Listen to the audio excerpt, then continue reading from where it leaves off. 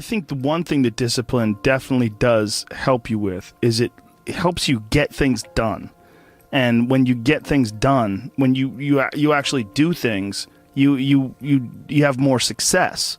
If you have more success, and sometimes a big part of success is just not being fucking lazy and just doing it. Yeah. That's like 90% of it is just showing up. Get there and start working. Like, you're not going to feel perfect every day. If I only worked out when I felt good, I'd be a fat fuck.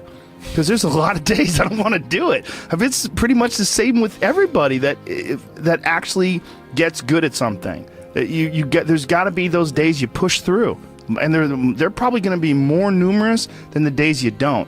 And so the benefit of discipline in my eyes has always been that through discipline, I get things done.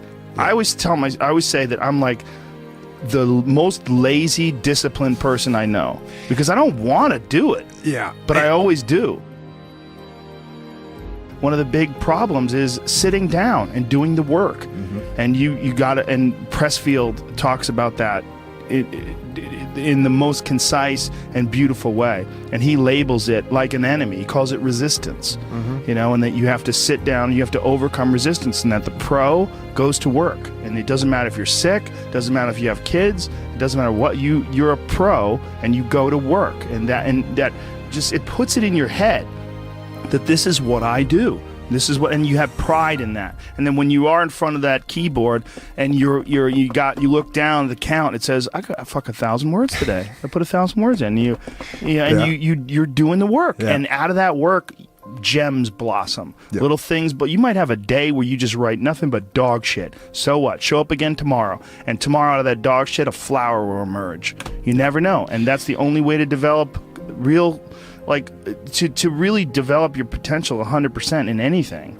whether it's as an author or even as a martial artist. There's a lot of creativity in martial arts. To be a great striker, you have to be creative, because you have to develop patterns or execute patterns that aren't going to be perceived. This idea that life is hard, something you're supposed to shield from them, it's so silly. And, I've had this conversation with my friends, because everybody that I know that's interesting had a fucked up life. But now we have kids, and the last thing we want is our kids to have a fucked up life. So we put our kids in these good schools, we live in these nice neighborhoods, everybody eats healthy, and there's no fucking domestic violence, and everybody seems, it's so different than all of our lives. And we were talking about it. Me and Brian Callen were actually talking about it. Look, we all had fucked up childhoods, and everybody we know had fucked up childhoods. And they're all interesting, but I don't want my kids to be boring, but I also want them to be safe. So it's like, how do you approach that? I mean, I think you get involved. This is what I've chosen to do, is get my kids involved in martial arts and give them the opportunity to pursue difficult things, and understanding that through pursuing these difficult things, in accomplishing stuff, you learn something about yourself. You learn that you have this ability inside of you to overcome.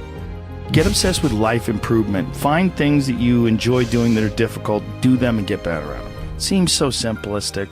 It seems like a ridiculous, idealistic point of view, but it's effective.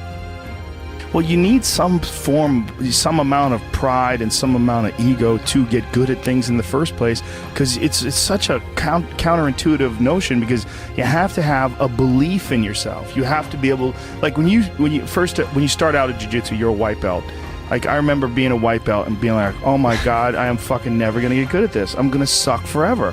But to look at people who are better than you and know they had to have sucked at one point in time. Okay, there's somewhere along the end of this tunnel, there's got to be a light. I just got to keep going. Yeah. And that takes ego, and right? Ego, yeah, I was going to say, ego drives you to be successful, me to be successful. Ego is what's driving you. The problem is when you let ego go too far. Yeah. And everything takes balance. There's a dichotomy in everything. Every part of you has a dichotomy. You can get so into the physical aspects of things that you end up doing a bunch of steroids and going crazy and ruining your health. Right? Yeah. That's not good. Right. The other end of the spectrum, you can sit around and play video games and turn into a... Bodybuilding is a great example of that, because when you start lifting weights, you're like, God, I'd like to be stronger. And you start getting a little bit bigger. You're like, oh, look at that. I got a muscle. Woo, this is cool. And then you keep going, and then you keep going.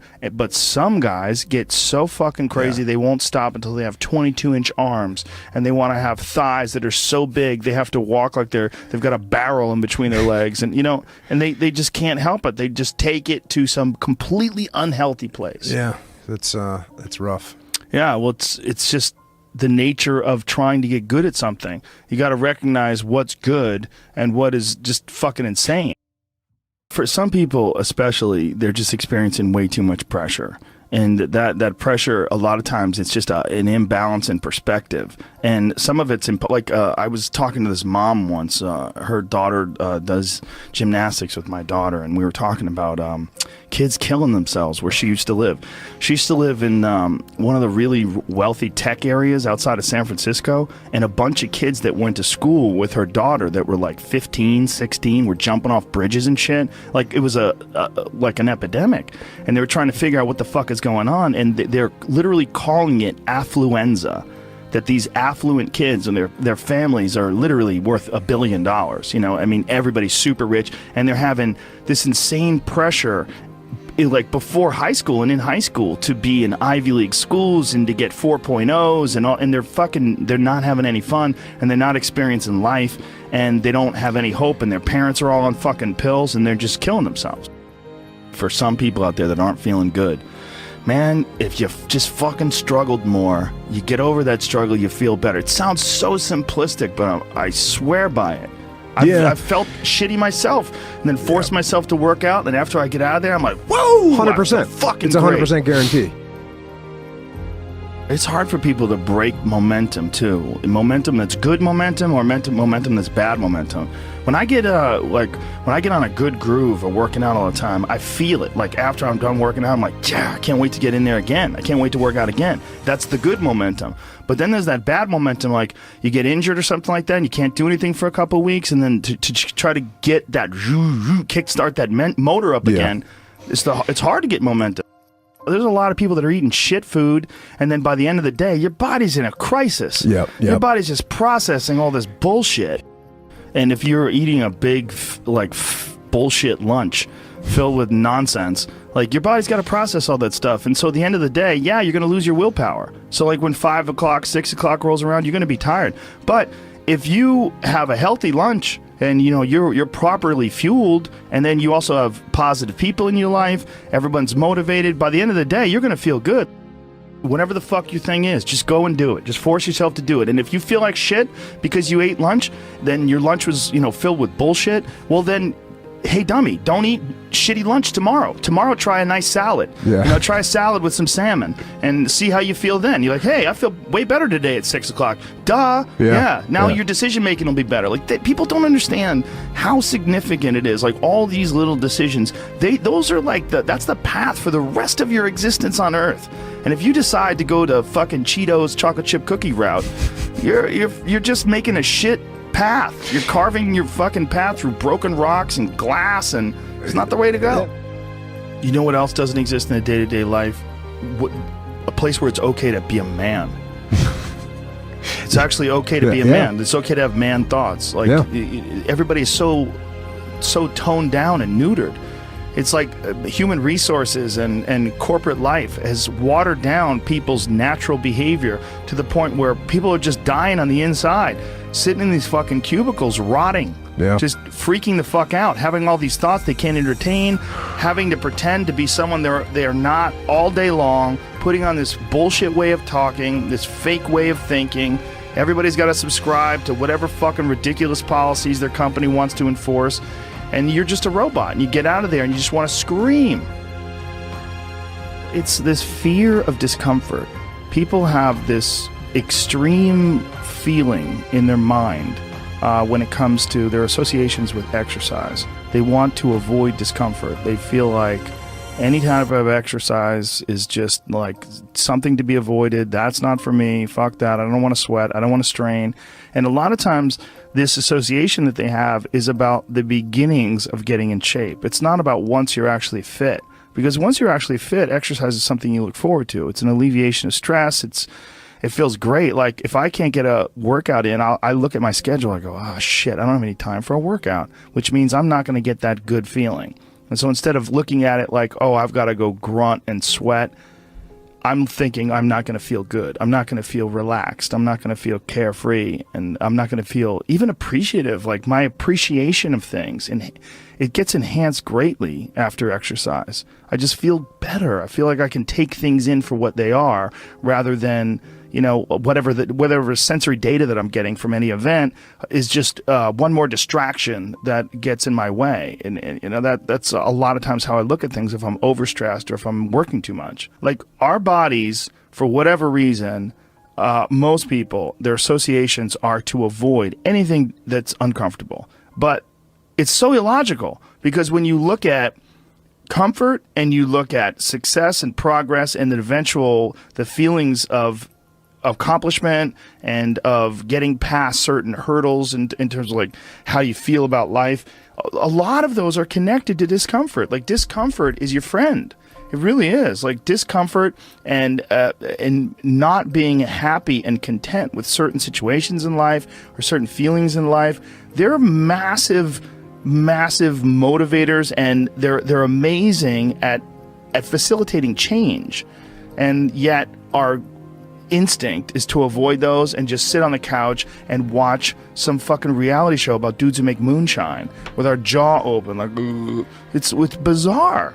And for me, at least, when I get like really disciplined and really I get really consistent with my workouts, one of the things that I almost feel momentum. I feel like there's like a push behind me, like, all right, like after I get out of the gym, I have a really good workout. I'm like, yeah, now I'm doing it. I'm doing it all the time now. And I'm looking forward to the next time. And it makes that resistance much weaker, and it makes my motivation and my discipline much stronger. I think a lot of it is based on just the consistency. You know, it's one of the things that I talked about recently on the podcast. I said, you know, like blowing something off, it's not just not good, like blowing off an exercise that you planned is not just bad for you physically, it's also bad mentally, because then that option is now available. The option to fuck off is available. And you did it before, and you're probably going to do it again, and you'll get mediocre results, not just in that aspect of your life, but maybe in all aspects of your life. Because I think that option to fuck off, when you embrace it, that is a pathway that you might choose when it comes to dealing with conflict in your personal life, dealing with business decisions, dealing with career decisions, like an uncomfortable decision that you might be faced with, where you need to make a change as far as like what your pathway is in life, but you don't do it. Instead, you fuck off. And that the inclination to fuck off, I think, that gathers momentum as well. The inclination to be disciplined, that comes with momentum too. And I think both things, like you take a path, like the path of the healthy person or the path of the fuck off. Like this is not, like your body is like a race car that you can juice up yourself. Like you can add the fat tires, you can add the improved suspension, you can beef up the horsepower in the engine. You could do all that yourself. Or you could just choose to have this shitty body that's always falling apart on you, because we're essentially ecosystems. You know, and we're in charge. This weird consciousness that has all this resistance and has all this inclination towards comfort and fucking off and blowing things off is what is in charge of making all these things happen that keep this ecosystem healthy. It's almost like if Earth itself had like a shitty manager. You know, if like there was a natural manager of Earth that was like, oh God, who cares if it rains? Oh God, you know, like I'm gonna stop growing things. I don't give a shit anymore. It's all stupid anyway. I mean, it's literally like the just blow it up.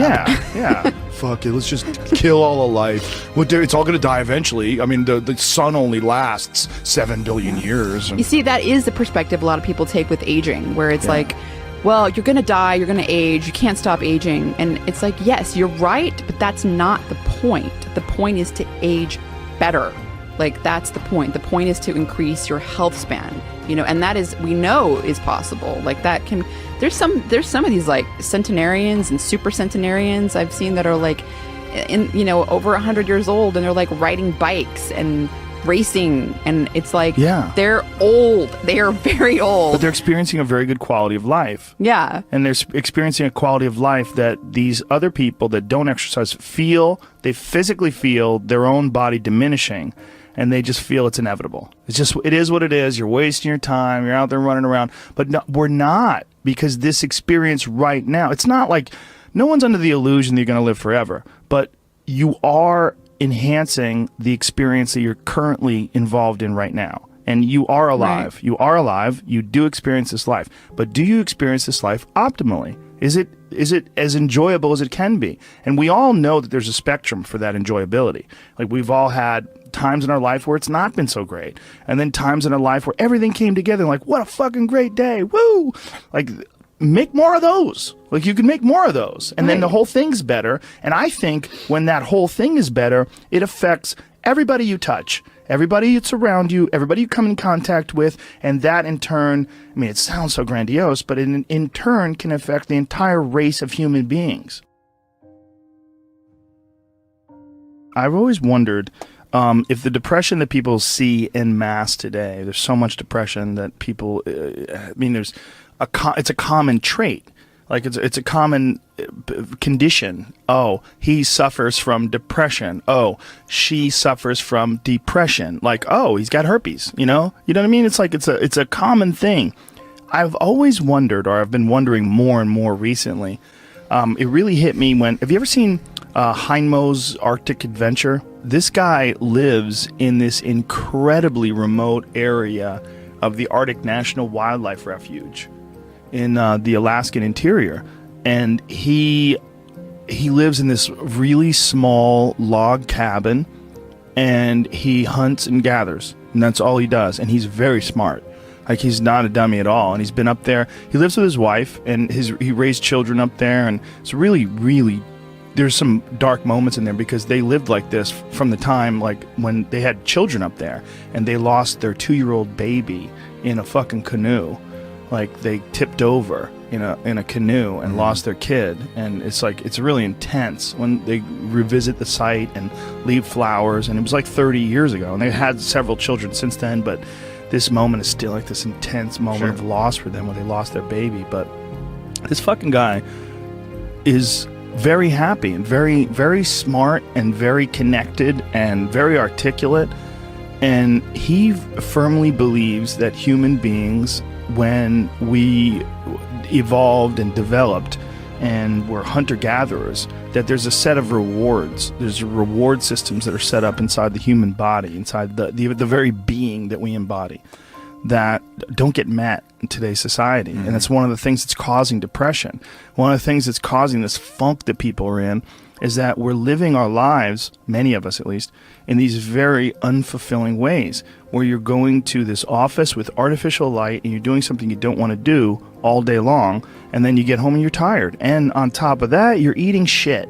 You're eating potato chips and you're drinking soda, and your body is just like, what in the fuck is this? We're supposed to be out in the fields. We're supposed to be walking up hills. We're supposed to be looking for animals or gathering vegetables. We're supposed to be doing all these things that our body's designed to do. We're supposed to be in nature. Yeah. And nature is like a medicine. Like, it literally is a medicine to you. Like, people that go, you don't have to go hunting, you don't have to go fishing, just go fucking hike, man. Just go hike up to the top of a mountain and look out.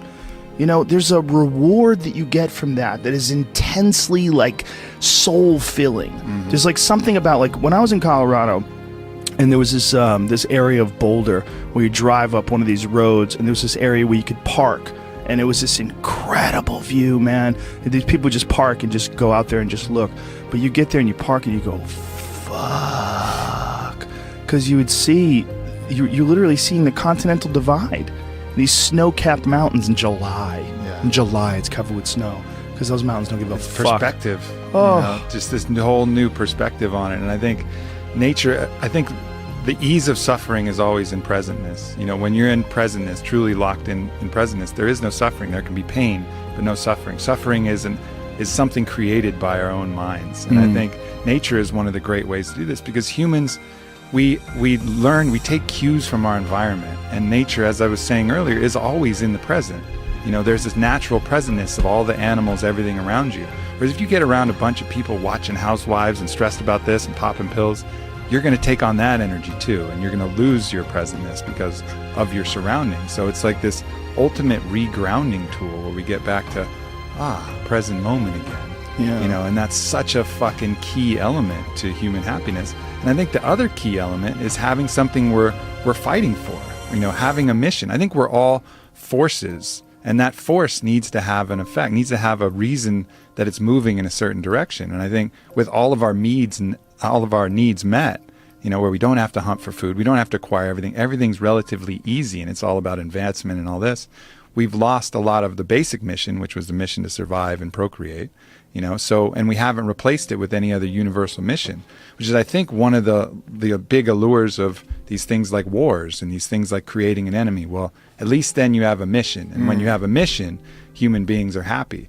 You know, like Bertrand Russell talked about, he did the book Conquest of Happiness, and he had his own fucked up attributes. Every time I bring him up, people talk about his fucked upness. He was into phrenology, and he might have been a racist, whatever, but he was a good philosopher. Smoked constantly. Yeah. But anyways, he talked about the happiest person he knew. The happiest person he could find was a groundskeeper on a manor who every day woke up and was at war with the rabbits of the grounds. He just declared that the rabbits were the fucking enemy, and he would go out with his gun and he would hunt as many as possible, and he'd go morning till night, and he would kill as many rabbits as he could, because it was the rabbits were the ones eating the hedges and the flowers and whatever. So he basically made the rabbits his enemy and struck out every single day to kill as many rabbits as possible. And that dude, according to Bertrand Russell, was happy as fuck. He had a task. He had a task. He had a purpose. You know, he had a mission. My mission is to destroy the rabbits. I used to have a dog like that. Yeah? I had the happiest dog ever. His name was Frank Sinatra. And he was a pit bull that all he lived for was killing lizards. And my house, my old house, not the house I'm in now, but my old house, had this one, it's like on a hill, and there's this one wall where these lizards would run up the wall. And so Frank, I would literally let him out in the morning, and he would fucking bolt out that door. It's like, time to go to war. Like, and he would run and go look for these lizards. And he would stand there, like Eddie Bravo would just watch it and marvel. He'd be like, fuck, man, this dog does this every day. This dog does this every day. I go, this is what he loves to do. And he would go there, and he would have his paws on the wall. And he would, and he would go crazy, and he would jump up and try to grab a lizard, and occasionally he would get one. And he'd be like, fuck yeah. And he would get one, and he would go looking for another one. He would go, and it was a pretty big yard. So he would go wandering around the yard looking for anything else that fucked up, anything else that was slipping. There was constantly, unfortunately, twice I had to take him to the hospital because he got bit by rattlesnakes. Because rattlesnakes were slipping too, apparently. He killed the rattlesnakes, but the rattlesnakes fucked him up. Yeah. He had like a water balloon growing out of the side of his head. Both of my dogs. By the way, that's a real problem if you don't have the money to pay for the serum. It's super expensive. It was several $1,000s to treat them for this rattlesnake venom, anti-venom shit. It's like, I was like, man, what if I was poor? What if... that's a whole fucked up system. Like, they inject horses with the venom, and then they like get the antibodies from the horses. It's like this archaic system. I think my friend Donald Schultz is working on, he's a big snake handler guy. He's working on ways to innovate around that, because it's kind of like a real backwards system that they have, how you get anti-venom. Well, a horse will survive, so let's just fucking sort of put the venom in there, and then we'll get the antibodies from the horse, and then, you know, it's a weird thing how they do it. Yeah, well, that's a real problem with people that are vegans. If you're a vegan and you don't use any animal products and you get bit by a rattlesnake, you got two choices. Compromise your morals, or that's a wrap. Yeah. You know?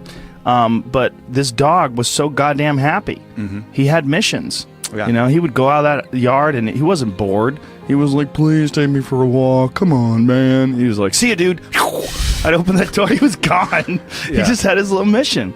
And I think you can see that in the people who are the most unhappy. They seem aimless. Yeah. They're like, what am I here for? Why am I doing this? Nothing makes sense, you know? And I've even felt it in my own life when, you know, I know what my mission here is. My mission is to expand human consciousness, to help people be happy. Like, that's really what I find my greatest purpose in. But every once in a while, I'll get this kind of like fuck people attitude. Maybe someone said some fucked up shit, and I'm like, man, people fucking suck. Fuck people.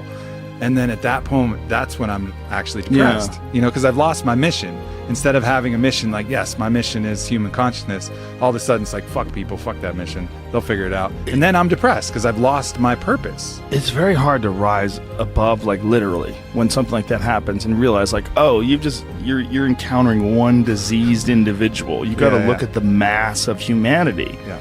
Like when you encounter one diseased individual, it's so like this guy who shot up that nightclub in Orlando. You're looking at one diseased individual. And if you say, man, people fucking suck, look at what they did. Well, look at how many people that are responding with rainbows on their Twitter pages and love and all the best wishes to those folks that got killed and all their... I mean, I was looking at this guy's page who's an animal lover who was organizing people to go to the homes of the victims and see if they have pets that are trapped. You know, there's beautiful people out there. Yeah. There's a lot. There's more beautiful people. This is without a doubt not just the safest, the easiest. This is the happiest time in terms of like being able to like reach out and send love to people and have people send love to you. But just occasionally you run into cunts. Yeah, no doubt. And the cunts itself, man. But the beauty is out there too. It's just not as dramatic and it doesn't impose upon us as forcefully. But if we just look, it's around all the time. We run into good people all the time. But you know, you just make eye contact with that good person or that kid who's just looking at you and just creeping with that little smile, and you're like, oh yeah, the good of humanity, the fact that, you know, we really are love, you know, being expressed, you know, outwardly all the time, and it's just these other delusions that get in the way of that. Well, we're oddly attracted to negativity too. It's almost like we look at negativity online or that you run into as like a possibility of war. Like, you have to look out, there's fucking drums beating.